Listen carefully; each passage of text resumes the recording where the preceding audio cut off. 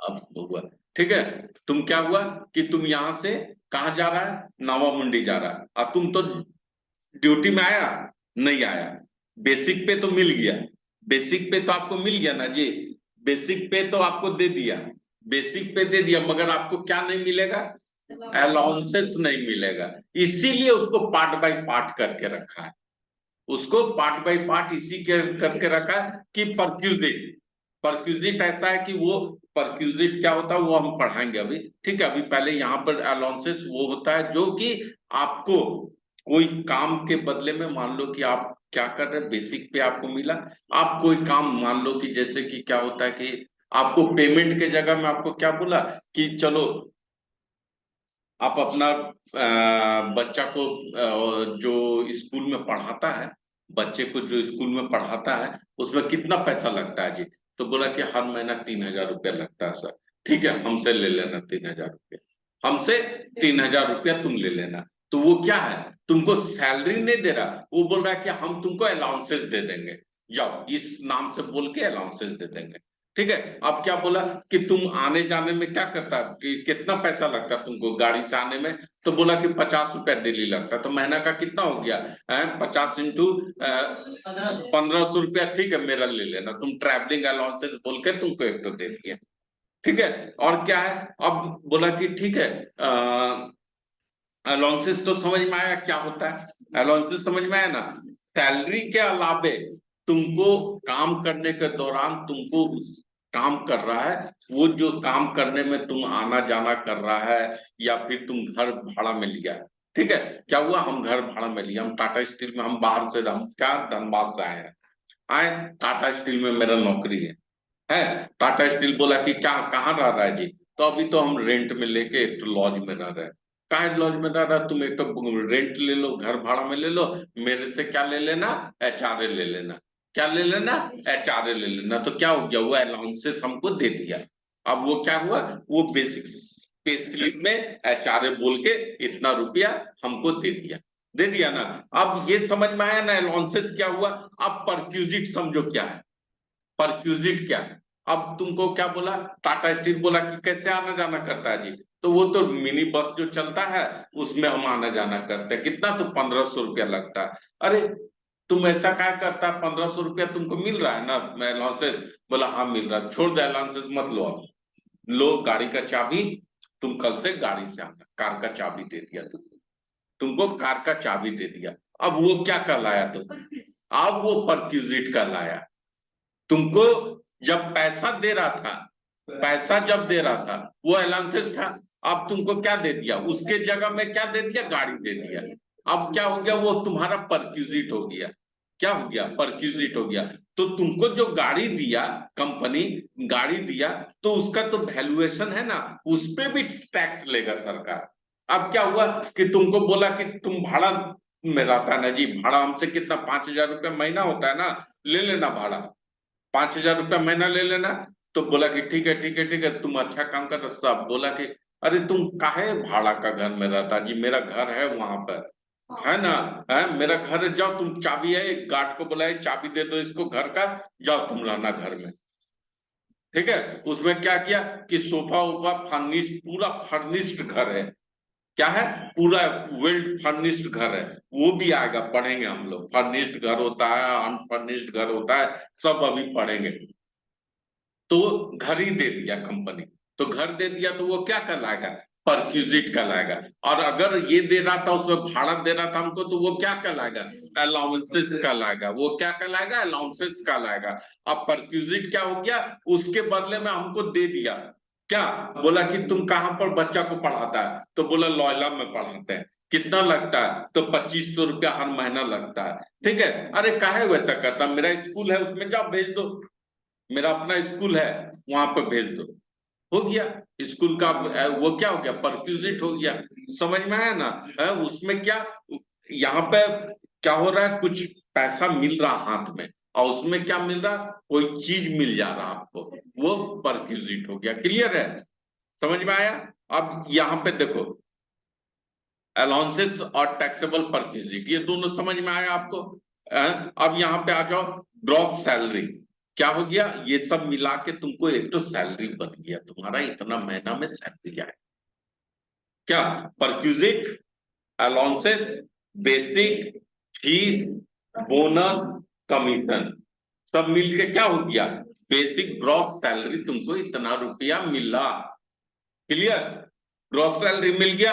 अब क्या हुआ, डिडक्शन। सरकार बोला कि जितना भी मेरा सैलरी का एम्प्लॉय है सबको हम कुछ ना कुछ डिडक्शन देंगे। क्या देंगे, डिडक्शन देंगे। सब कोई को हम कुछ ना कुछ छूट देंगे। क्या छूट मिलेगा, सरकार क्या छूट दे रहा है, सरकार क्या छूट दे रहा है, छूट का बहुत बड़ा लिस्ट है। अभी हम लोग को तीन ही दिख रहा है ना, अभी बहुत बड़ा छूट है। क्या है, स्टैंडर्ड डिडक्शन नाम करके, इंटरटेनमेंट अलाउंसेस नाम करके, प्रोफेशनल टैक्स बोल के, ऐसा करके छूट है। ठीक है, ये डिडक्शन है। क्या है, डिडक्शन है। ये सब डिडक्शन हमको सरकार प्रोवाइड करवाता है। ये डिडक्शन क्या होता है, जितना आपका ग्रॉस सैलरी है ना, मान लो कि आपका साल में कितना रुपया का आपका ग्रॉस सैलरी हुआ, मान लो कि 4 लाख रुपया आपको साल में क्या हुआ, सैलरी मिल रहा है, सब परक्यूजिट वगैरह अलाउंसेस लेके 4 लाख रुपया। अब सरकार बोला 4 लाख रुपया आपका सैलरी है ना जी, हम डिडक्शन भी आपको कुछ देंगे। क्या डिडक्शन देंगे, तो स्टैंडर्ड डिडक्शन देंगे। सैलरी में जब सैलरी का कैलकुलेशन करोगे ना, तो चैप्टर सेक्शन 16(1)(a) में 50,000 रुपया का डिडक्शन देता है। हम लोग कटता है ना सर, कौन, जो हम लोग सिटी रहते हैं, दिल्ली उल्ली रहते हैं, पैसे डिडक्शन हम लोग कटता है, तो 50,000 दिखा रहा है, बोला दिखाता है ना सर, बोला। अरे बाबा, हम क्या बोल रहे हैं, तुम लोग क्या बोल रहा है, हम क्या बोले, तुमको इतना रुपया का सैलरी मिला, मिला। अब क्या बोला कि तुम डिडक्शन मिलेगा तुमको, जब तुम सैलरी कैलकुलेट करेगा ना, जब सरकार को टैक्स देगा। अभी तुम्हारा कितना हुआ, यहाँ पे बेसिक यहाँ पर 2 लाख, यहाँ 1 लाख, 1 लाख, 4 लाख रुपया हुआ, यहाँ 4 लाख हुआ। अब क्या बोला, सरकार बोला कि तुम डिडक्शन, स्टैंडर्ड डिडक्शन ले लो। कितना रुपया स्टैंडर्ड डिडक्शन मिलेगा, तो हर एक सैलरी एम्प्लॉय इंडिया का कोई भी रहेगा, 50,000 रुपया का डिडक्शन मिलेगा। यहाँ 50,000 रुपया लिख के माइनस कर देना, स्टैंडर्ड डिडक्शन बोलते हैं उसको। हर एक एम्प्लॉय को 50,000 रुपया का स्टैंडर्ड डिडक्शन मिलता है। ठीक है, 16(i)(a) में, अंडर सेक्शन 16 में ये सब डिडक्शन आता है। और स्टैंडर्ड डिडक्शन का सिर्फ सेक्शन क्या है, 16(i)(a), जिसमें 50,000 रुपया का डिडक्शन अलाउड है। क्लियर, समझ में आया। इसी तरह से यहाँ इंटरटेनमेंट अलाउंस, प्रोफेशनल टैक्स, ये सब का डिडक्शन है, जो हम लोग अभी पढ़ेंगे। ठीक है, हम सिर्फ पहला वाला हम बतला दिए, 50,000 रुपया किसके लिए, जो जितना भी एम्प्लॉय है सबको 50,000 का। मान लो, सुनो मेरा बात, हम कहीं काम करते हैं, हमको पूरा साल में कितना सैलरी मिलता है, 40,000 मिलता है। साल में 40,000 रुपया का हम सैलरी उठाते हैं। ठीक है, ऐसा हो सकता है ना जी, कहीं नहीं हो सकता। 5,000 रुपया हमको कहीं पर पेमेंट मिलता है और कोई अलाउंसेस नहीं मिलता, 5,000 रुपया बेसिक पे हमको मिल रहा है और कोई अलाउंसेस नहीं मिल रहा है। कितना हो गया, 12×5 = 60, 60,000 हो गया, ज्यादा हो गया। 5,000 में 3,000 मिल रहा है, मान लो कि 40,000 रुपया पूरा साल का मिल रहा है। ठीक है, 40,000 रुपया मिल रहा है। अब स्टैंडर्ड डिडक्शन हमको कितना मिलेगा, स्टैंडर्ड डिडक्शन हमको सरकार कितना बोला है मिलेगा, हर एक एम्प्लॉय को कितना मिलेगा, 50,000 बोला है ना। अब मेरा सैलरी ही 40,000 है, तो 40 का 40 मिलेगा, उसमें 50 नहीं मिलेगा। 40,000 रुपया मेरा बेसिक पे है, मेरा टोटल सैलरी कितना मिला साल में, 40,000। स्टैंडर्ड डिडक्शन कितना मिलेगा, 50 माइनस में चल जाएगा जी, 40 ही 50 से जब सैलरी ऊपर होगा तब 50। समझ में आया बात, तो स्टेट ओपन तो रहता है सर, जैसे कोई स्टेट नहीं, कुछ नहीं, 50,000 रुपया का डिडक्शन है, स्टैंडर्ड डिडक्शन। ठीक है, अब तुम्हारा सैलरी ही 20,000 रुपया है, तो डिडक्शन 50,000 ले लेगा, 20 ही ना लेगा जी। समझ में आया ना बात, क्लियर है, आगे बढ़े, कोई दिक्कत नहीं है। यहाँ पे पढ़ो अब आगे, देखो, एम्प्लॉय और एम्प्लॉयर और एम्प्लॉय का रिलेशनशिप एकदम मस्ट है, होना ही चाहिए, तभी तुम सैलरी का कंप्यूटेशन करेगा। ऐसा नहीं कि तुम कहीं पर क्या किया कि डॉक्टर है, डॉक्टर है तुम, कहीं पर हॉस्पिटल में तुम गया काम करने, वहां पर तुम ऑपरेशन किया, तुमको वहां पर कुछ पैसा मिला, तो वो क्या किया, तुम सैलरी में डाल दिया। नहीं होगा वो क्या है, वो बिजनेस एंड प्रोफेशन है तुम्हारा।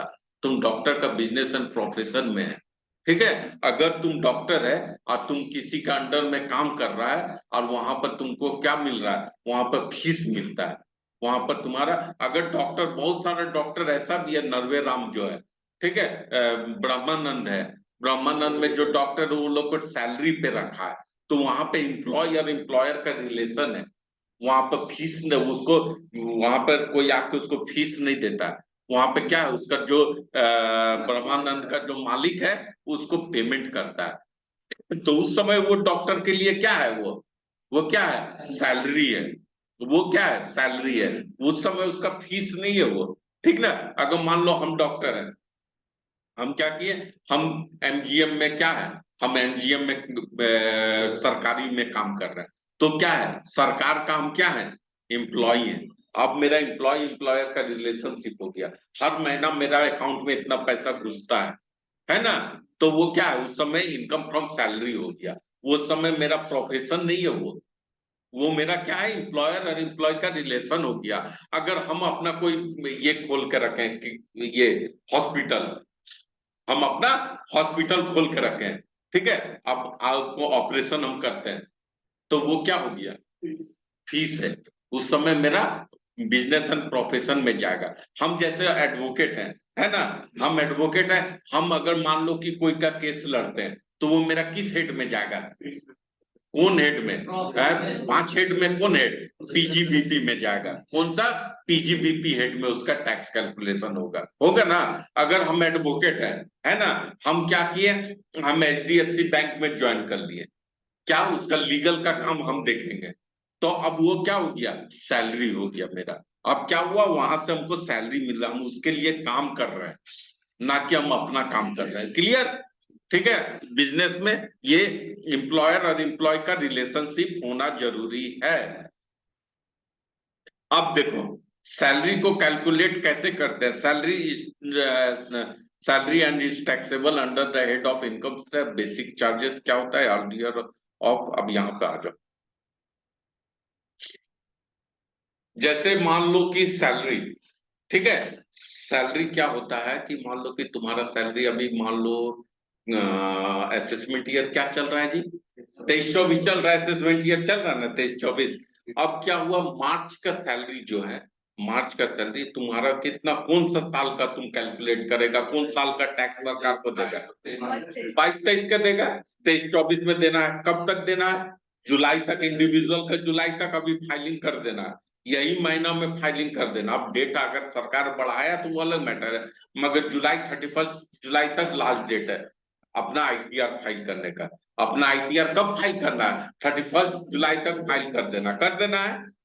अब क्या करना है कि तुम्हारा क्या है, पिछला साल में तुम्हारा जो सैलरी मिला उसको कैलकुलेट करना है, परक्यूजिट मिला उसको कैलकुलेट करना है, अपना जितना भी तुम्हारा टैक्सेबल अलाउंसेस है उसको कैलकुलेट करना है, डिडक्शन सरकार जो दिया उसको कैलकुलेट करना, वो सब करके कितना रुपया का तुम्हारा टैक्स आ रहा है, उस हिसाब से कितना रुपया है, अगर मान लो कि 2.5 लाख रुपया से अगर कम है तो कितना रुपया सरकार को देगा, जीरो। 2.5 से 5 है तो कितना देगा, है 2.5 से 5 में भी जीरो है, तो उस हिसाब से तुमको टैक्स कैलकुलेट करके और 31 जुलाई तक जमा कर देना।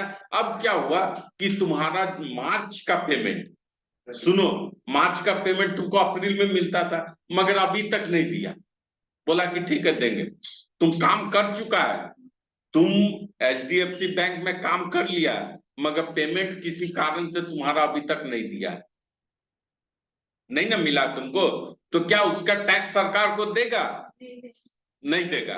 तुम्हारा मन कर रहा है कि नहीं दे ना, यही ना बोल रहा, हमको तो पैसा नहीं मिला हम कैसे टैक्स दे देंगे, यही ना बोल रहा है जी, मगर यहाँ पे क्या लिखा देखो, पढ़ो, ड्यू और रिसिप्ट बेस पे, या तुमको पेमेंट मिले चाहे नहीं मिले, तुम काम कर लिया, तुमको सरकार को टैक्स देना। समझ में आया बात, समझ में आया, तुम्हारा मार्च का पेमेंट ड्यू है, अभी तक नहीं मिला, मगर टैक्स सरकार को देना, या ड्यू हो गया या रिसिप्ट हो गया। और टैक्स देना हर कंडीशन में। आप अगर वहां पर सैलरी एम्प्लॉय हैं, आप वहां पे काम कर लिए, आपको पेमेंट अभी तक कंपनी नहीं दिया है, उससे मतलब नहीं है गवर्नमेंट को। आप वहां पे काम कर लिए हैं, आपको उस साल का पेमेंट करना है। समझ में आया? ड्यू बेस या रिसिप्ट बेस पे आपको पेमेंट करना है, आपको मतलब टैक्स फाइल करना है। ठीक है, उसका जब भी पेमेंट आएगा उससे कोई मतलब नहीं है। क्लियर?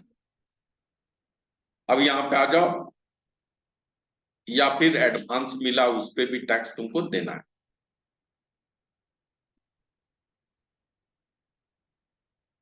देखो, mister Govind draw his salary for month of April in advance. In the month of March it chargeable of tax of the previous year 21-22 of assessment year 23-24 is received, however will not taxable of assessment year 23-24। ठीक है, या फिर receipt हो गया या due है। ठीक है, एडवांस भी अगर मिल गया उस पर भी तुम्हारा पेमेंट करना, उस पर भी टैक्स देना। अब यहाँ पे आ जाओ अलाउंसेस पे। क्या है? अलाउंसेस। दो तरह का अलाउंसेस होता है। कितना तरह का अलाउंसेस होता है? दो कैटेगरी में अलाउंसेस को डिवाइड किया जाता है। कितना कैटेगरी में अलाउंसेस को डिवाइड करेंगे? दो कैटेगरी में। एक होता है फुल्ली टैक्सेबल और एक होता है पार्टली टैक्सेबल। ठीक है, एक टैक्सेबल होता है टैक्सेबिलिटी ऑफ अलाउंसेस, एक होता है फुल्ली टैक्सेबल अलाउंस और एक होता है पार्टली टैक्सेबल अलाउंस। देखो, ये देखो पार्टली टैक्सेबल दिख रहा है, ये पार्टली टैक्सेबल अलाउंस है। और ये क्या था? ये फुल्ली टैक्सेबल अलाउंस है। ये क्या है? Fully taxable allowances. Fully taxable allowance क्या होता है और पार्टली टैक्सेबल अलाउंस क्या होता है, ये समझो। क्या तुम लोग का दिमाग में क्या काम कर रहा है? फुल्ली टैक्सेबल मतलब क्या? जैसे डीए। डीए मतलब क्या होता है? अलाउंसेस है ना, है डियरलेंस अलाउंसेस। ठीक है, इसको क्या बोला जाता है? मजदूरी भत्ता ना, मजदूरी भत्ता बोला जाता है। डियरलेंस अलाउंस को बोला जाता है। अगर तुमको अपना सैलरी स्लिप में डीए बोल के 5,000 रुपया मिल रहा है, ठीक है, डीए बोल के कितना मिल रहा है? 5,000 रुपया मिल रहा है। तो क्या तुम यहाँ पे जो बना रहा है, यहाँ पे बेसिक सैलरी मिल रहा है 5,000 रुपया और डीए मिल रहा है 5,000 रुपया। तो क्या यहाँ पे पूरा 5,000 लिखेगा या फिर उसमें से कुछ कटिंग कुटिंग भी करेगा? ये तो सैलरी करता है ना सर। सैलरी आपका बेसिक सैलरी जो भी है वो है। डीए आपको इतना मिला, ठीक है, आपको मिल रहा जो उतना दिमाग काय लगा रहा। डीए बोल के कुछ मिला तुमको, ठीक है, डीए बोल के कुछ मिला, ठीक है, वो क्या होगा? जितना भी डीए होगा, जितना भी आपको डीए मिलेगा, वो आपका टोटल का टोटल टैक्सेबल होगा, उसमें 1 रुपया भी छूट नहीं मिलेगा। ठीक है, अब हम लोग ऐसा भी अलाउंसेस पढ़ेंगे जिसमें छूट मिलना है। ठीक है, ये क्या है? Fully taxable. ये सरकार को जितना रुपया भी आपको अलाउंसेस मिला उस पर 1 रुपया का भी छूट नहीं है। हाँ, 1 रुपया का भी छूट नहीं है टोटल पे। सिटी कंपल्सेंट्री अलाउंसेस, ठीक है, सिटी कंपल्सेंट्री अलाउंसेस बोल के कुछ है, उसमें आपको कुछ भी मिलेगा वो आपको टैक्सेबल होगा। फिक्स मेडिकल अलाउंसेस है, उस पर पूरा टैक्सेबल होगा। ट्रांसपोर्टेशन अलाउंसेस पूरा का पूरा टैक्सेबल होगा। समझ में आया बात? और इसमें बहुत सारा कैटेगरी है अलाउंसेस का। कैटेगरी मान लो कि आपको पढ़ने जाएगा इतना लंबा मिलेगा, बहुत तरह का अलाउंसेस बोल के देता है। जो भी अलाउंसेस है वो सब क्या होगा? फुल्ली टैक्सेबल होगा। पार्टली टैक्सेबल में सिर्फ यहाँ आओ, ये है पार्टली टैक्सेबल में, ये है, ये देखो, ठीक है। पहला क्या है? ट्रैवलिंग अलाउंसेस, फिर क्या है? कन्वीनियंस अलाउंसेस, और फिर क्या है? Duty allowances. ठीक है, ये क्या है? Partly taxable. ठीक है, क्या है? Partly taxable. अब यहां पर सुन लो एक चीज, थोड़ा सा दिमाग तेज रखना। ठीक है, अलाउंसेस कितने तरह के हैं? दो तरह के। क्या क्या? एक फुल्ली और एक पार्टली। पार्टली अलाउंसेस में भी दो तरह का। पार्टली अलाउंसेस जो होता है ना, उसमें भी दो तरह का अलाउंसेस है। कौन कौन सा? एक तो है एग्जाम टू एक्सटेंड और एक है exam to extend of amount notified, और एक क्या है exam to extend of amount expend for the purpose of which they, कहां गया जी, दे आर गिवन। मतलब क्या है exam to extend of amount expend for purpose for which they are given. मतलब और एक क्या है exam to extend the amount is notified. मतलब क्या हुआ, इसका मतलब क्या हुआ है, नहीं समझ में आया, नहीं ना, क्या बोला कि सरकार आपको पहले से बतला दिया है, एग्जाम था तो सुन लो ठीक है। आपका क्या है यहाँ पर देखो ट्रांसपोर्टेशन अलाउंसेस दिख रहा है, ट्रांसपोर्टेशन अलाउंस क्या है, ट्रांसपोर्टेशन अलाउंस मिलेगा तो कितना सरकार को तुम कितना देगा, ये देखो ट्रांसपोर्टेशन अलाउंस कितना देगा, पूरा टैक्स सरकार को देना। तुमको ट्रांसपोर्टेशन अलाउंस दिया मान लो 10,000 रुपया साल का, तुमको कितना सरकार को 10,000 पे टैक्स देना है, हाँ या नहीं, क्यों, फुल्ली टैक्सेबल कैटेगरी में आ रहा है फुल्ली टैक्सेबल कैटेगरी में, समझ में आ रहा बात मेरा क्या हम बोलना चाह रहे हैं। अब यहां पर देखो